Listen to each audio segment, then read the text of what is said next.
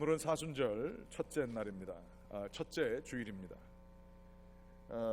어떤 말씀을 나눌까 하다가 고난, 환난에 대한 말씀을 같이 나누고자 합니다. 제가 평상시 같으면 보지 않는 책인데 교회의 파이낸스에 대한 재정에 대한 그 말씀을 이제 준비하고 있습니다. 그러면서 이 책이 하나가 이렇게 손 안에 집히게 됐어요.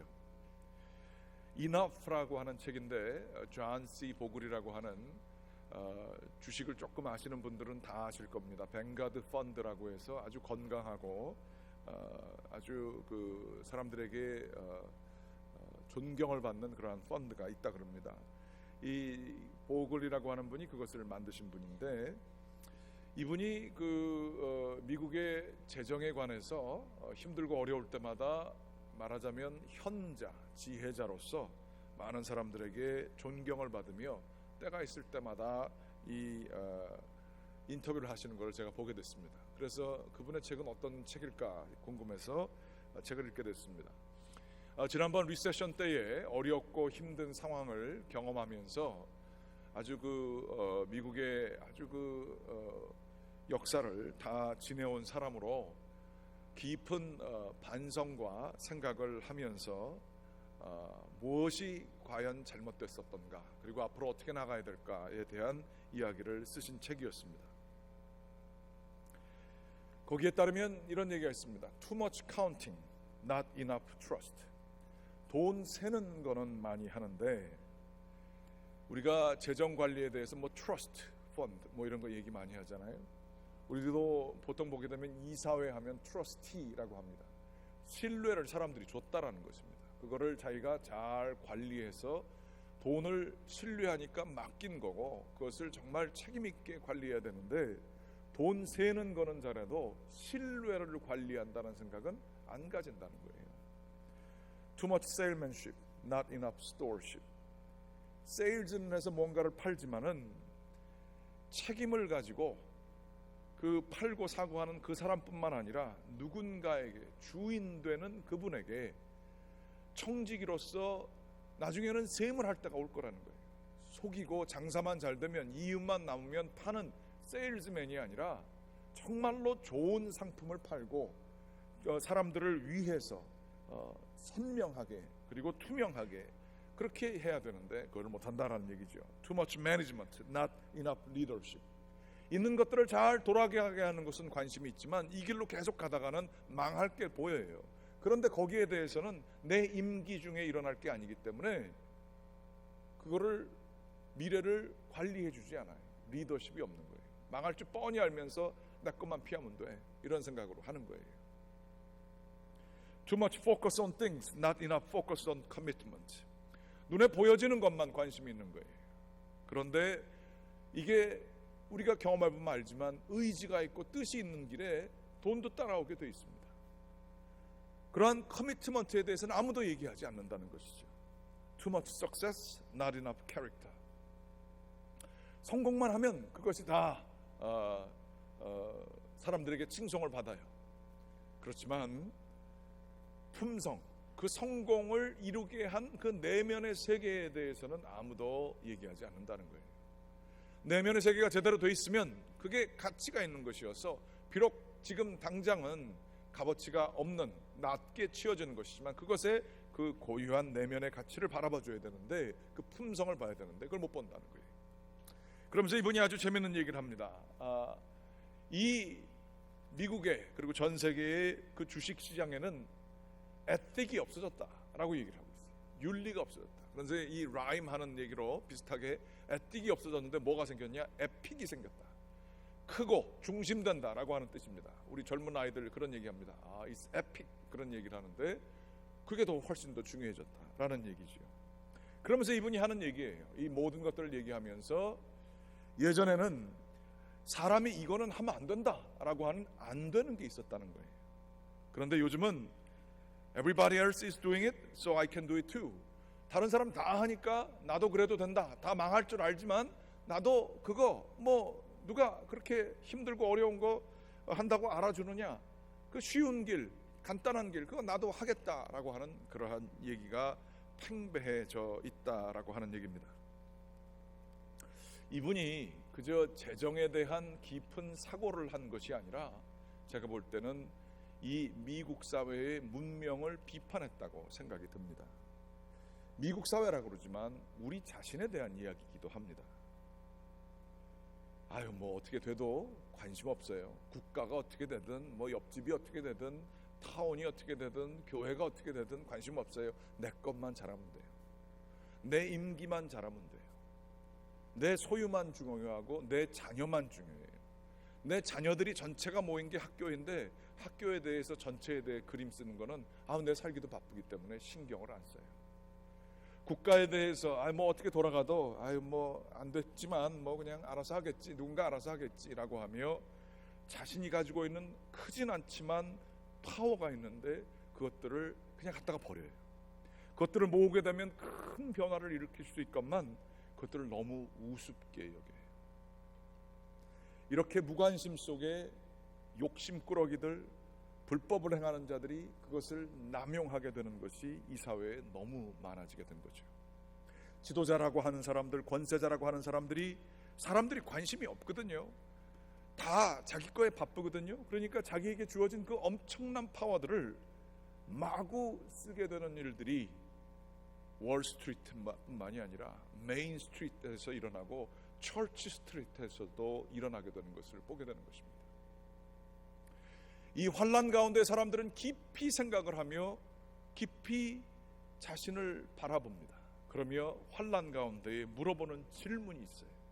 리세션을 통해서 이 현자는, 보글이라고 하는 사람은 깊은 통찰을 가졌던 것처럼 우리도 우리의 개인적인 환난뿐만 아니라 국가적인 환난, 어려운 것들을 겪으며 깊이 생각하는 기회가 주어집니다. 왜 이런 일이 일어났는가? 원인이 뭔가? 내가 거기에 기여한 바는 뭔가? 뭐가 잘못됐는가? 그리고 내가 생각하고 있는 도덕적인 기준, 이거는 과연 맞는 건가? 정말 중요한 건 뭔가? 내 이익인가? 공동체 이익인가? 그게 왜 그렇게 중요한가? 좀 더 나아가서는 나는 누구인가? 난 뭘 위해 존재하는 존재인가?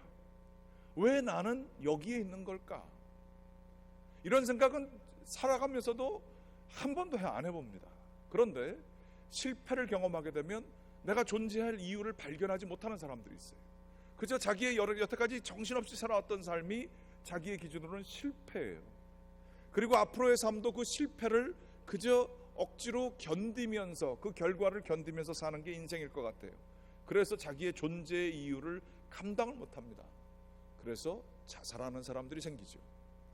이 환난을 통한 깊은 질문들에 대해 답변을 못하게 되면 사람들은 껍데기로 살거나 아니면 자기의 존재를 파멸시키게 하는 그러한 일들도 많이 갖게 됩니다.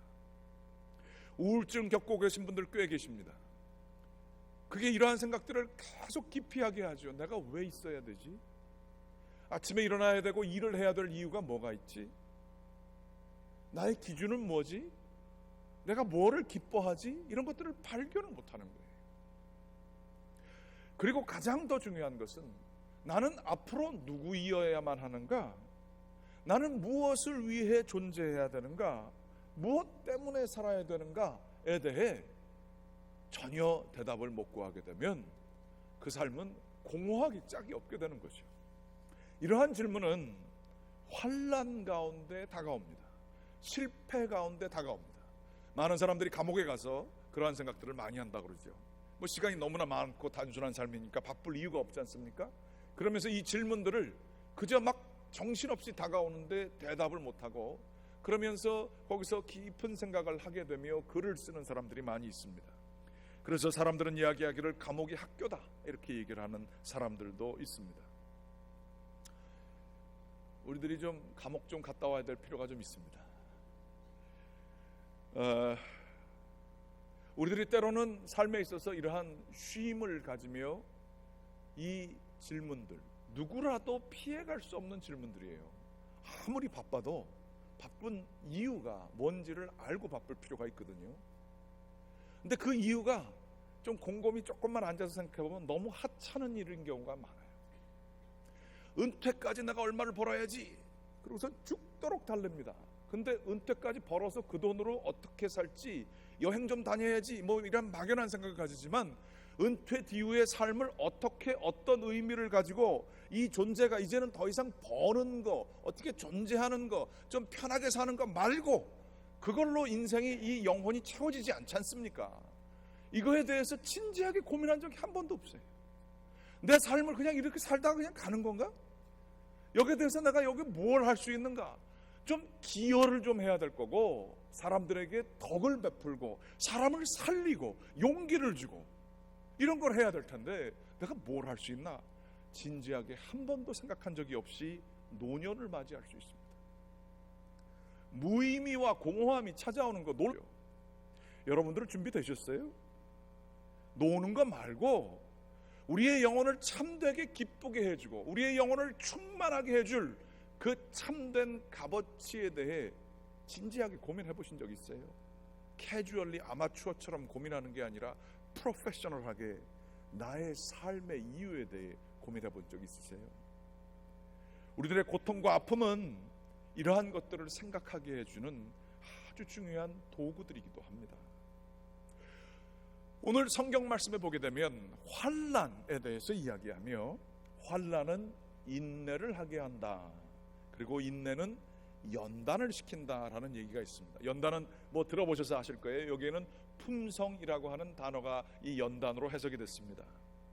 요 인내를 하며, 환난을 인내하며 품성, 연단까지 가는데 저는 깊은 이러한 질문들, 고민과 자기 반성의 시간들이 있다고 생각을 합니다.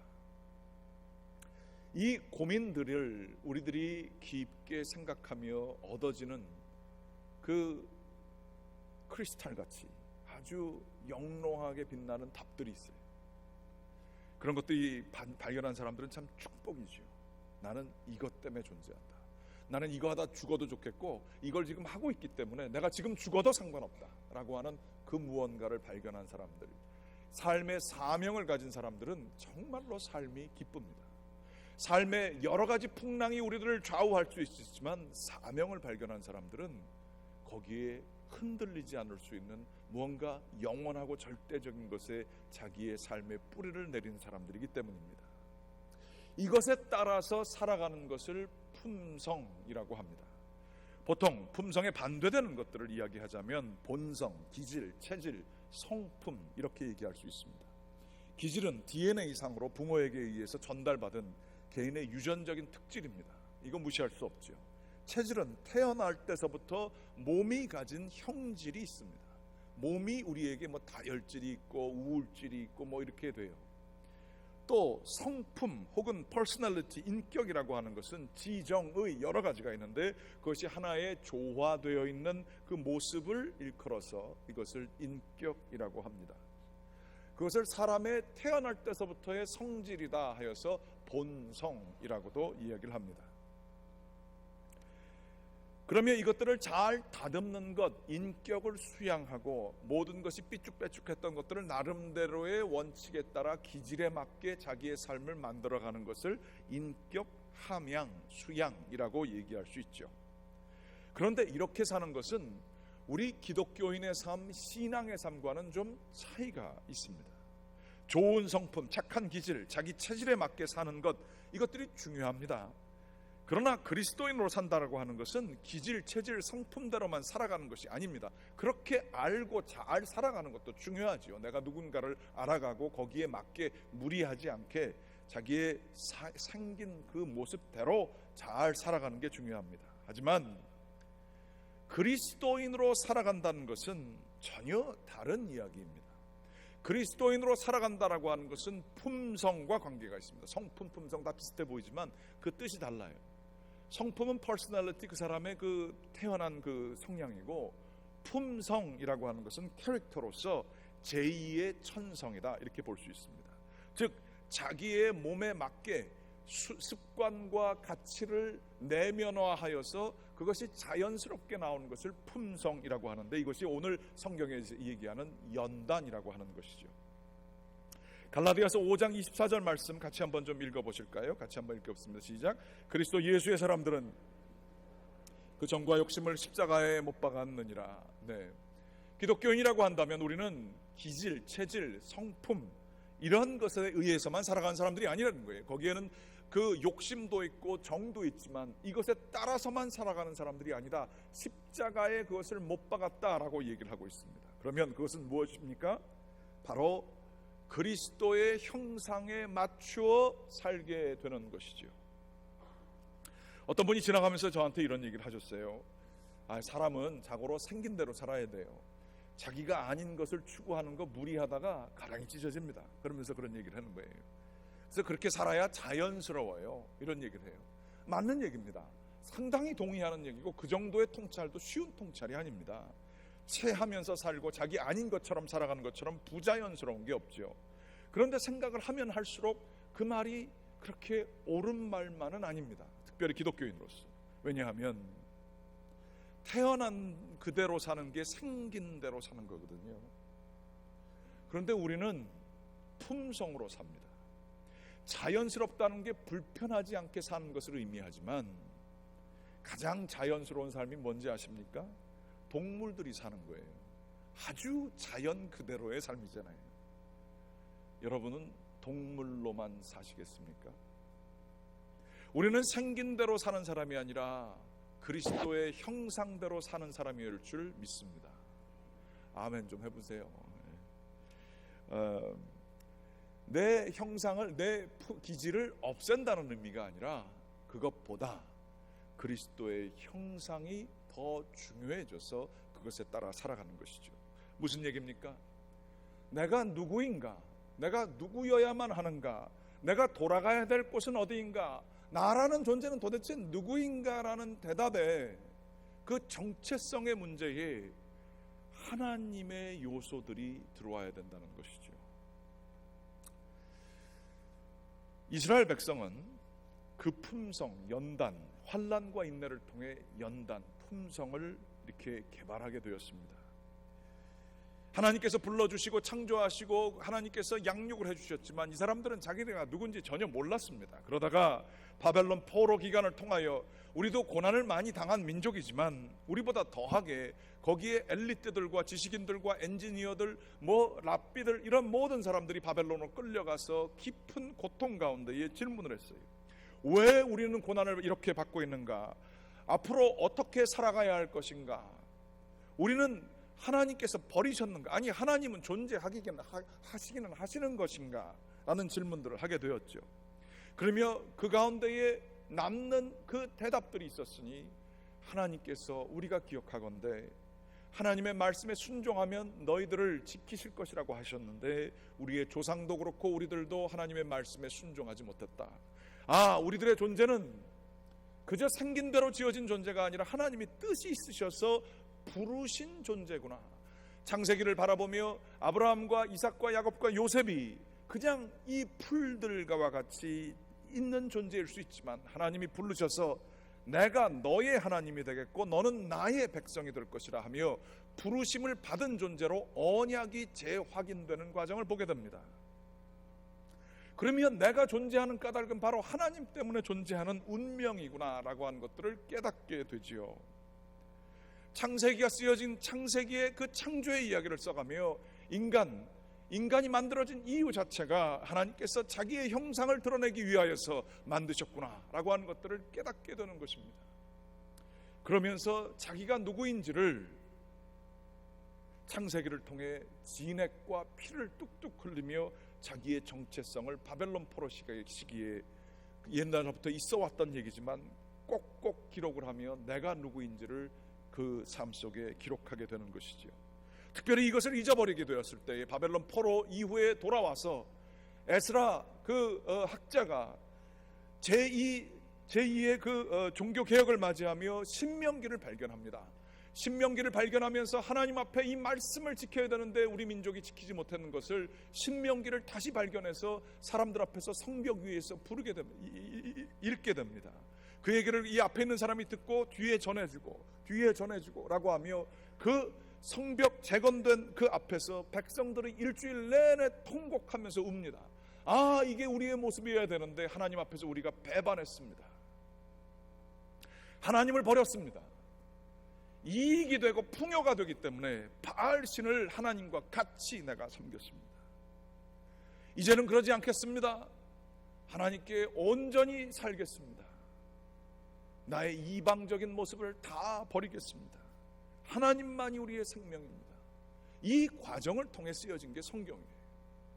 그러면서 이것을 신구약 중간기도 그렇고 성서의 수많은 기간 동안 이스라엘 사람들은 계속해서 그것을 나라가 없고 주권이 없는 그저 몸뚱아리밖에 없는 백성이었는데 이스라엘은 정체성을 지킬 수 있었을까요? 그것은 다름 아닌 그 선조들이 내가 누구인가, 그리고 내가 누구여야만 하는가, 돈과 이익과 눈에 보여지는 것들 다 그것들을 뛰어넘어 하나님의 열심으로 부르심을 받은 존재가 바로 나구나 라고 하는 것들을, 그 깨달음을 아무것도 아닌 자녀들에게 꼭 불러놓고 유월절을 거룩히 지키며 가르쳤던 겁니다. 어느 민족도 그렇게 하지 않았습니다. 그러나 하나님의 부르심을 받은 이 민족으로 그 말씀을 기억하며 머리에 말씀을 새기고 팔에 말씀을 새기고 문지방에 다 말씀을 새기며 너는 하나님께서 구원하신 백성이야, 출애굽 백성이야, 너는 세상에 살고 있는 사람이 아니야, 하나님께서 부르신 거룩한 백성이야, 너는 하나님의 백성이고 거룩한 나라이고 왕같은 제사장이야 라고 하며 자녀들에게 정체성을 가르쳐줬던 거예요. 그래서 그 고난을 다 이겨낼 수가 있었어요. 그 품성이 생기게 됐어요.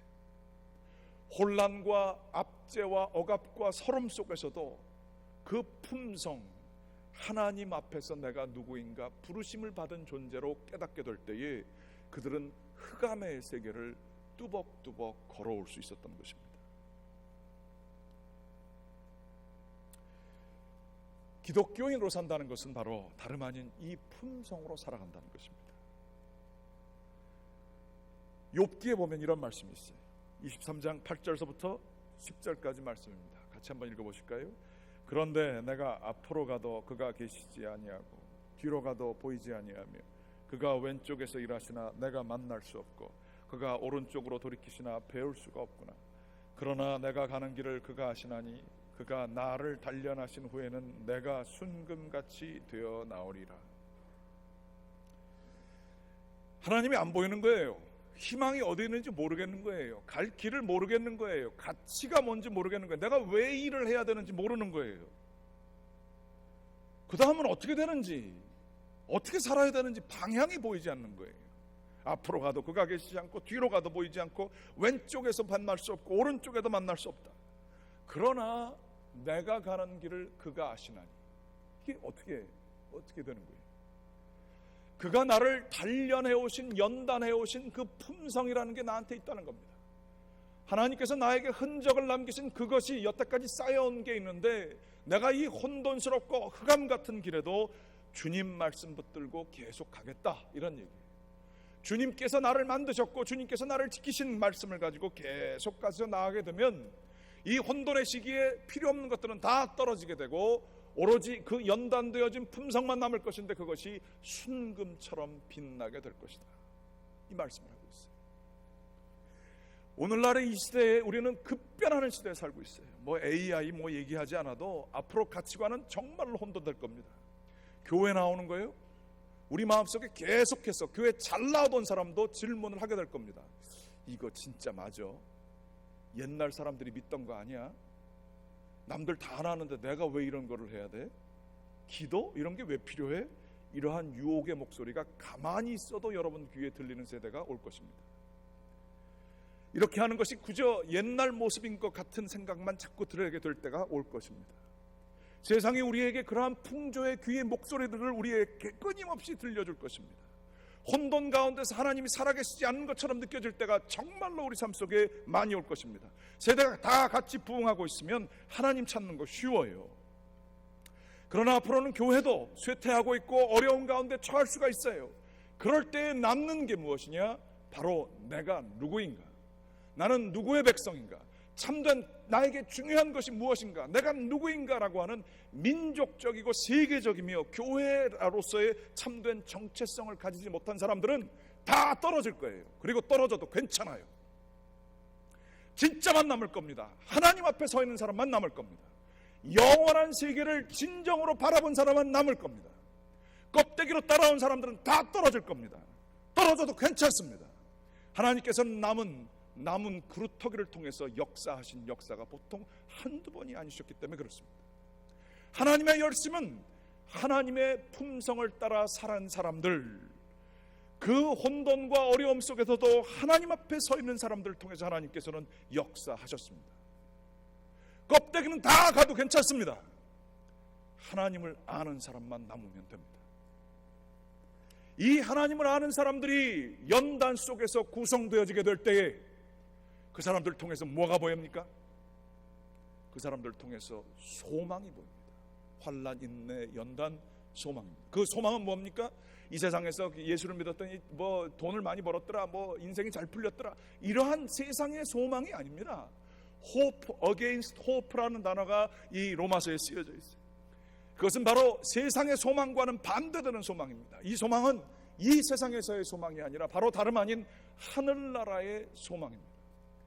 진정으로 연단을 통해 하나님께서 원하시는 율법들이 내면화된 사람들, 억지로 지키는 도덕이 아니라 나의 정체성 때문에 가지고 있는 그 삶을 가지고 있는 사람들, 이 사람들은 그 사람들에게 있는 소망이 그들을 통해서 드러나요. 왜 그렇게 하느냐는 거예요. 왜 내가 이 삶을 손해보는 듯하는 삶을 사는 거냐 하는 거예요. 그것은 바로 다름 아닌 하나님 나라를 소망하는 것 때문에 살아가는 거죠. 세상의 도덕, 세상의 윤리, 세상의 철학, 이 어떤 것도 하늘나라 소망을 가진 사람을 당해낼 수 없을 것입니다.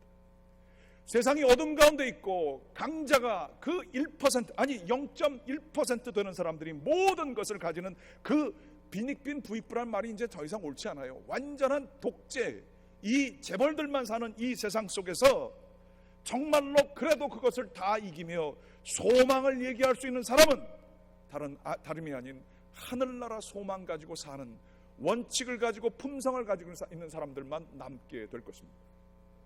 그래야 세상에 대해서 노라고 얘기하며 하늘나라 길을 가는 사람, 세상의 철학이요, 뛰어난 무슨 깊은 사상이요, 이런 것들을 웃기지도 마세요. 수많은 것들이 이 말씀에 이어와서 다 부딪혔다가 다 떨어졌어요. 그러나 하나님의 말씀은 지금도 살아있습니다. 이 말씀, 하늘나라 소망을 가지고 사는 사람들이 정말 사람들의 소망이 되는 것이죠. 마태복음 5장 19절 말씀에 이런 얘기가 있어요. 누구든지 이를 행하고 가르치는 자는 천국에서 크다 일컬음을 받으리로다. 하나님 앞에서 하나님의 말씀을 가지고 사는 사람들, 이 사람들은 천국에서 크다 일컬음을 받을 것이다. 세상에서 크다 필요 없다는 거예요. 하늘나라 소망 가지고 크다 일컬음 받을 것 때문에 아무도 알아주지 않아도 하나님 말씀 붙들고 사는 사람들, 천국에서 크다, 이게 천국 소망입니다. 마태복음 6장 1절, 이 산상수는 다 그런 얘기예요. 같이 한번 읽어보겠습니다. 시작. 사람에게 보이려고 그들 앞에서 너희의 의를 행치 않도록 주의하라. 그렇지 아니하면 하늘에 계신 너희 아버지께 상을 얻지 못하리라. 하나님께 상을 받을 것이기 때문에 사람들 앞에서 의를 일부러 베푸지 말라는 거예요. 사람들 앞에서 보이는 거 좋아하지 말라는 거예요. 내가 얼마나 능력이 많고 아는 게 많은지 자꾸 드러내는 일을 하지 말라는 거예요. 나 없으면 세상 돌아가지 않을 것처럼 얼마나 한심한 사람들이 많은가라고 하는 얘기들 그렇게 많이 하지 말라는 거예요. 우리가 그렇게 잘나지도 않았을 뿐더러 그 생각이 착각일 뿐더러 그렇게 얘기하는 순간 하늘에 계신 하나님께 받을 상이 줄어든다는 거예요. 사순절이 뭡니까? 천국 소망 앞에 그 소망을 가지고 이 세상 것을 일부러 감옥에 들어가서 학교에 들어가서 배우는 것처럼 여기 있는 것들을 줄여나가는 게 사순절이에요. 마태복음 6장 4절입니다. 같이 한번 읽어보겠습니다. 시작. 내 구제함이 은밀하게 하라. 은밀한 중에 보시는 너희 아버지가 갚으시리라.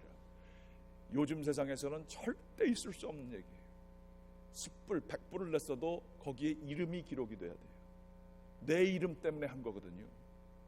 구제를 해도 이름이 기록이 돼야 돼요. 은밀함, 이제는 세상이 아무도 얘기하지 않아요. 은밀함이 가치가 있으려면 천국이 있어야 가치가 있어요. 은밀함이 뭐 교양과 겸양 이런 것 때문에 은밀함 이런 거는 이제 다 없어진 세상에 살고 있어요. 하늘나라 아버지께서만 알아주시면 되기 때문에 아무에게도 일부러 알리지 않는 거예요. 그 은밀함의 가치라고 하는 건 이루 말할 수가 없죠. 사회가 견뎌지게 하는 힘이 이 은밀함에 있어요. 아무도 보지 않는데 하나님 앞에서 하기 때문에 그것을 지키는 사람들, 책임이 있는 사람들, 신뢰를 관리하는 사람들, 이런 사람들이 세상을 세상되게 하죠. 마태복음 6장 9절입니다. 같이 한번 읽겠습니다. 시작. 그러므로 너희는 이렇게 기도하라. 하늘에 계신 우리 아버지요. 하나님은 이 땅에 계시는 분이 아니에요. 하늘에 계신 우리 아버지여라고 하며 하늘을 바라보고 기도해라. 하나님 앞에서 생각하고 하나님 앞에서 살아라 라고 하는 얘기입니다. 마태복음 6장 20절 말씀 같이 한번 읽어보겠습니다. 오직 너희를 위하여 보물을 하늘에 쌓아두라. 돈을 은행 잔고에 쌓아두고 그걸 어떻게 하면 자식에게 둘까 이 생각만 할 게 아니라 하늘나라의 보물을 쌓은 영향이라고 하는 것은 이루 말할 수가 없어요. 수많은 사람들이 다 가지고 누릴 수 있음에도 불구하고 사람들과 동료들과 무엇보다 하나님을 생각했기에 그 돈을 베푸는 사람들이 얼마나 많은지 몰라요. 원하고 기도를 드립니다. 환난, 인내, 연단, 소망. 환난이 맨 처음입니다. 힘들고 어려운 삶을 사시는 분 계십니까? 축하합니다. 복 받으셨다고 성경은 얘기하고 있어요. 즐거워하라고 하고 있어요. 생각할 기회입니다. 좌절 가운데 있으십니까? 그건 좋은 일이에요. 마음이 불편하십니까? 생각할 시간이에요. 그러나 반대로 웬만큼 돌아가십니까? 좀 자신감이 붙으세요? 은행 잔고에 돈이 많으니까 목소리에 좀 힘이 가세요? 좀 자식들이 잘 되니까 내가 더 높아진 것 같으세요? 다 쓸모없는 일입니다. 하나님 앞에서 살아야 합니다. 하나님 앞에서 겸손하게, 가난하게 주님 앞에서 끝까지 경주하게 될 때에 우리 가운데에 하늘나라가 사라지게 되는 것입니다. 원하고 기도합니다. 사순절 살아갈 때 이러한 마음으로 살게 되시기를 간절히. 주님 앞에 나왔습니다. 주님께 말씀 받습니다. 환난, 인내, 연단 그리고 소망, 하늘나라 소망 가지고 사는 사람들 될 수 있도록 인도하여 주시옵소서. 예수 그리스도의 이름으로 기도드렸습니다.